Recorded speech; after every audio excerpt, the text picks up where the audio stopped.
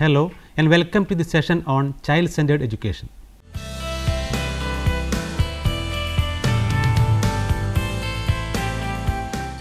There is always this tricky question in the minds of the educationists, that is, who should be given more importance in a teaching learning situation, the teacher or the child.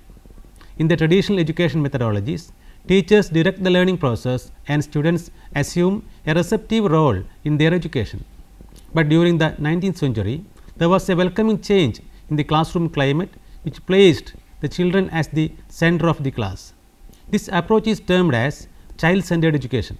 Child-centered education is an approach in which the teaching learning situation is designed in such a way that it is suitable to the needs and interests of the learners. It is also called student-centered learning or learner-centered instruction. Meaning of child-centered education.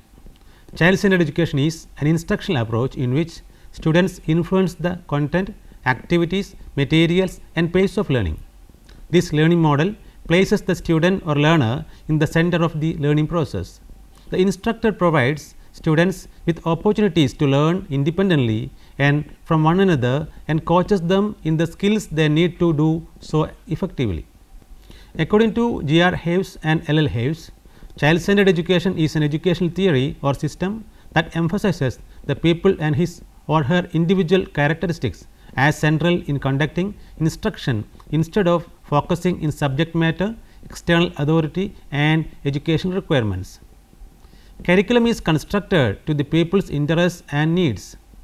This approach had been introduced as a solution to the age-old teaching methodologies in which teacher played the most important role in the classrooms. Traditional methods of teaching considered the learner as empty vessels in which the teacher had to pour in information to get them educated.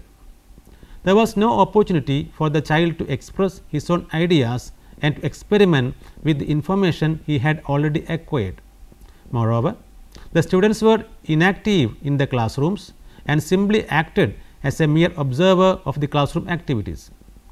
This situation stimulated the acceptance of progressive education in the 19th century, which in turn advocated for child-centered education.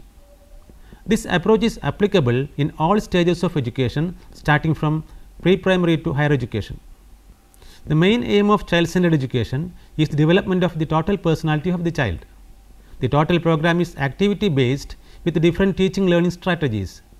The pace of learning is based on the needs and abilities of the learner. The teaching learning experience is interesting and inspiring and based on doing, questioning and exploring. The teacher assumes the role of an advisor and facilitator.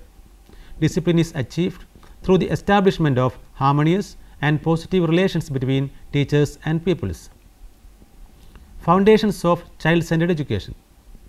The child-centered education has strong psychological, philosophical and sociological background as it owes its origin in different theories of learning and educational thoughts of many philosophers. More than this, the social situations during the 19th century also contributed to this approach. Child-centered education had two main sources, the kindergarten movement from the mid-19th century on the one hand and the new child psychology at the end of the 19th century on the other hand. Theorists like John Dewey, Jean Piaget and Lev Vygotsky, whose collective work focused on how students learn, is primarily responsible for the move to student-centered learning. Carl Rogers' ideas about the formation of the individual also contributed to student-centered learning. Maria Montessori was also an influence in child-centered learning, where preschool children learn through independent self-directed interaction with previously presented activities. We cannot forget Friedrich Froebel also for his thoughts about preschoolers, which were at the heart of psychological child studies. The concepts of constructivism also strongly recommend child-centered education, since it gives ample opportunities for the child to construct ideas on his own. Also, there is a growing number of studies which indicate that the child-centered learning improves the student performance. Child-centered curriculum. The principles of curriculum construction emphasize the importance of child-centeredness and activity-centeredness. Child-centered curriculum means children take command of their learning. Teachers are there to provide support and facilitate the child's learning, but children determine the direction of their own learning following their natural curiosities, interests and passions. Children co-create their learning objectives and goals together with teachers, because it capitalizes the children's interests and empower them to take an active role.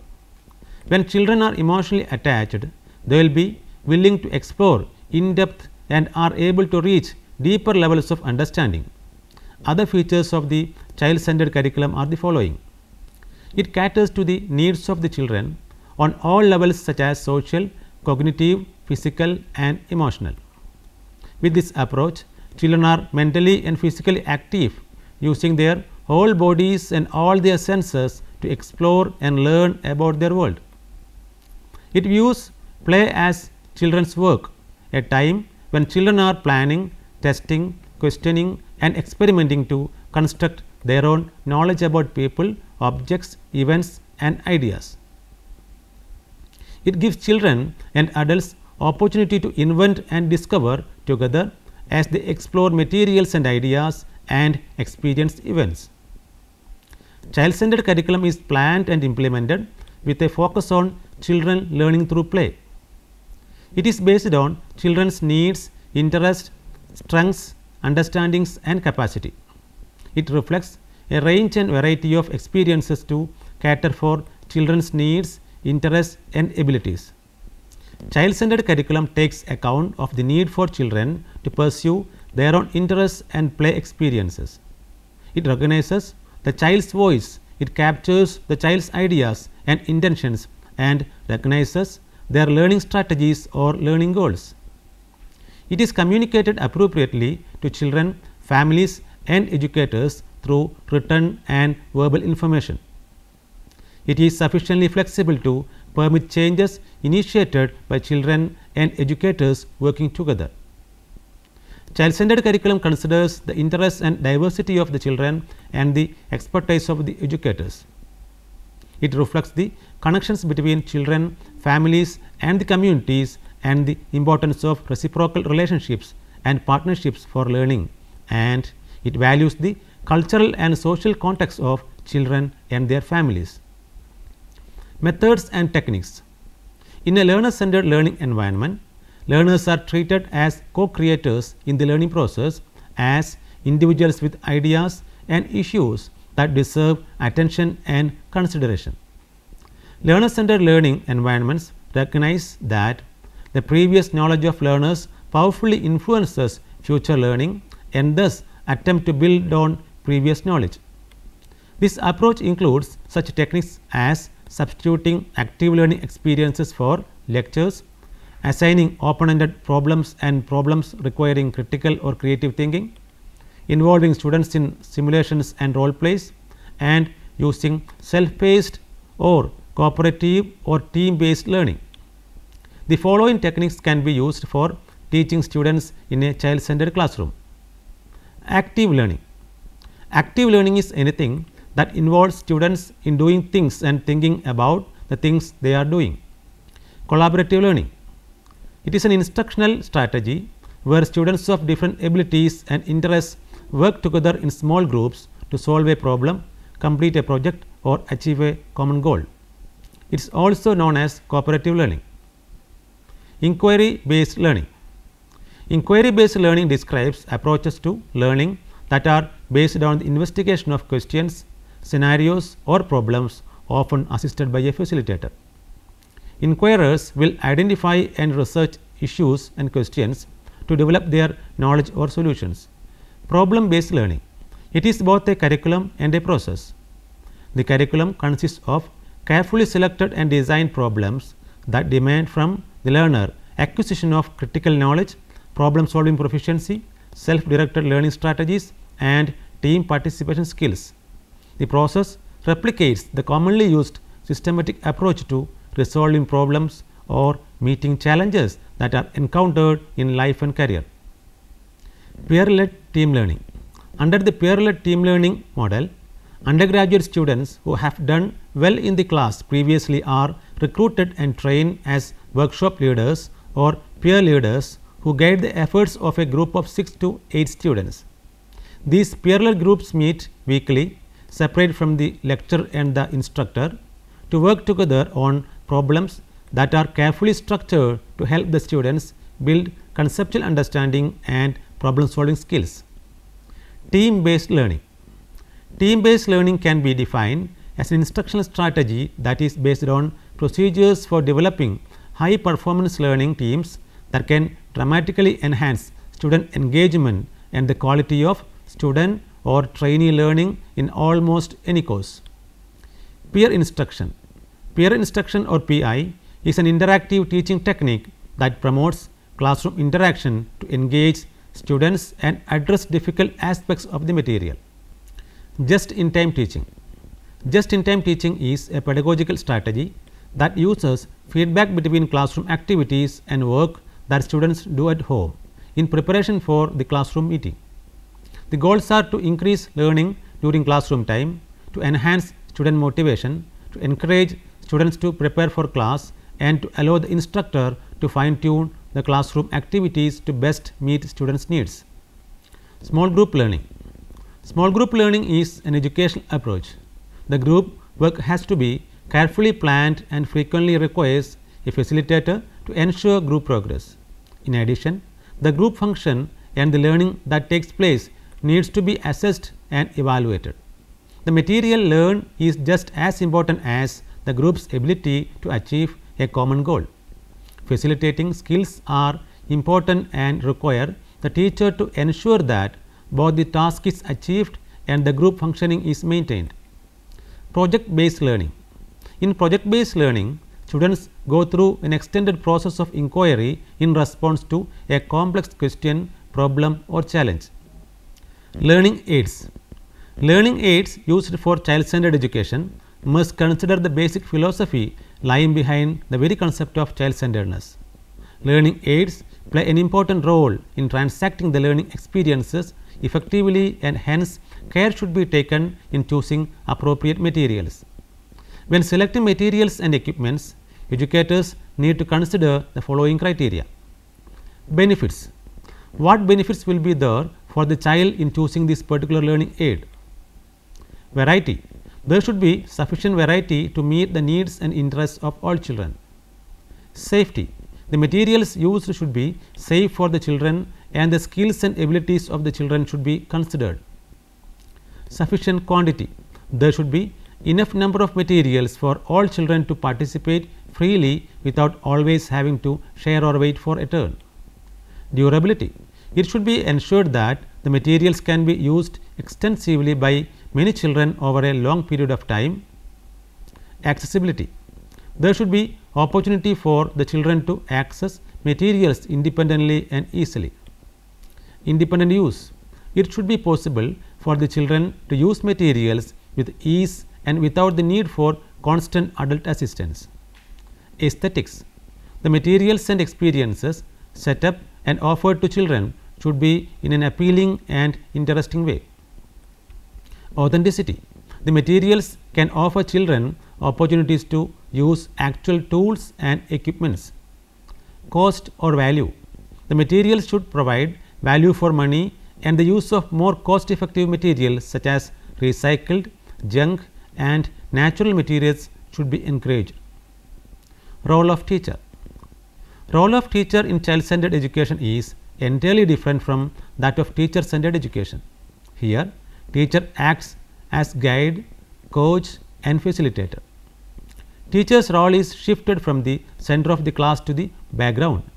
Here, teacher facilitates learning by creating appropriate environment in the classroom considering the age level, grade level, needs and interests of the learner. Decisions about the details of the course of study, the use of students and teachers' time and the choice of teaching materials and specific pedagogies are placed in the hands of the teacher. A child is unique in his nature, so the teacher should help the child to conform to his unique role in spirit, choices and consistent behavior patterns. Teacher plan the types of questions and prompts at multiple entry points throughout a lesson, which build students' understanding of concepts and ideas and their application to real world scenarios. Teachers should develop confidence and trust in children regarding their capacities to learn, and the teacher should accept the child as he is and should possess enormous patience. Difference between teacher-centered and child-centered learning. In teacher-centered education, teacher plays the central role, whereas the child plays the central role in child-centered education. In child-centered education, goals are set by the learner with assistance and the guidance of the teacher to meet the diverse needs. But in teacher-centered education, goals are set by the teacher in advance to meet the needs that he has anticipated. In the former, discovery and experience approach to learning is utilized, but in the later, information and ideas put over to the child by the teacher. When child-centered education provides wide variety of activities, teacher-centered education provides same learning experiences. In teacher-centered education, students are passive learners, and in child-centered education, students are engaged in activities. When memorization is encouraged in teacher-centered education, knowledge is constructed in child-centered education. In teacher-centered education, rote learning is encouraged, whereas active learning is promoted in child-centered education. Finally, teacher-centered education is based on behaviorist theories of learning, but child-centered education is based on constructivist theories of learning. Merits. Merits of child-centered education are the following. It aims at enforcing children's self-esteem and self-confidence, helps to develop a positive and realistic self-concept or self-image, enhances individual empowerment and the capacity to organize oneself for future development, creates an environment which allows respect for characteristic and sometimes differing cultural features, accommodates and supports every individual child and its specific possibilities, leads to increased motivation to learn. There will be greater retention of knowledge and deeper understanding of ideas, creates more positive attitudes towards the subject being taught, helps children become independent, responsible and confident, avoids boredom and minimizes adult child conflicts, gives children the opportunity to develop skills which will be helpful to take care of their own needs and solve problems, maintains children's interest by allowing them to do what is important to them, helps children gain knowledge and skills in content areas such as creative representation, language and literacy, initiative and social relations, movement and music, classification and seriation, number, space and time, helps child develop executive skills and self-control. Children rather than miniature adults become the focus of educational efforts.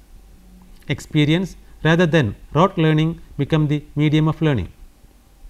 Research assumed significance in the planning for the developmental needs of children.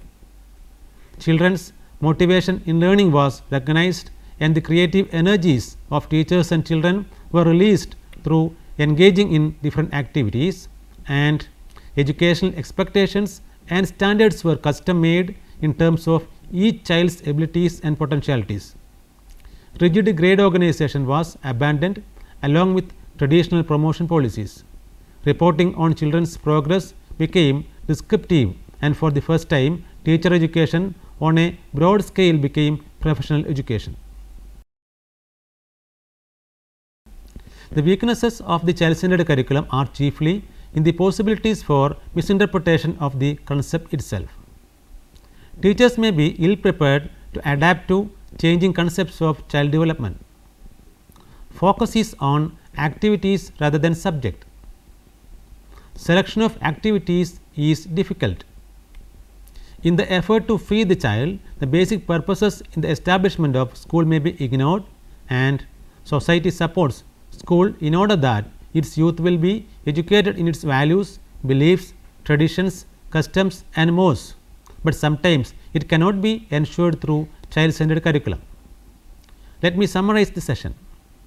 Child-centered education is one of the major reforms in the educational field in 19th century. It is the approach in which students are given the most important place in the teaching learning situation. It provides ample opportunities for the child to learn on his own considering the needs and nature of the child. It is accepted worldwide as a remedy to the age-old teacher-centered instruction. It can be applied in all levels of education starting from the preschool to higher education. It is this recognition of the child as the center of the educational process which made the progress in the educational scenario in the world today. Now, you can try to answer the questions given here. What do you mean by child-centered education? Differentiate between child-centered and teacher-centered education. What are the main methods and techniques that can be used in learner-centered classrooms? Discuss the importance of child-centered education in the present educational system, bringing out its merits and demerits. Write a short note on the role of teacher in the child-centered education. Now, you can go through these reference books. Education in Emerging India, written by Gupta S., published by Shipra Publication, New Delhi in the year 2011. Foundations of Education, written by Chaubey S.P. and Chaubey A., published by Vikas Publishing House, New Delhi in 1995. Landmarks in the History of Modern Indian Education, written by Agarwal J.C. and published by Vikas Publishing House, New Delhi in 2007. Thank you for watching this program. We can meet again with another topic. Till then, take care.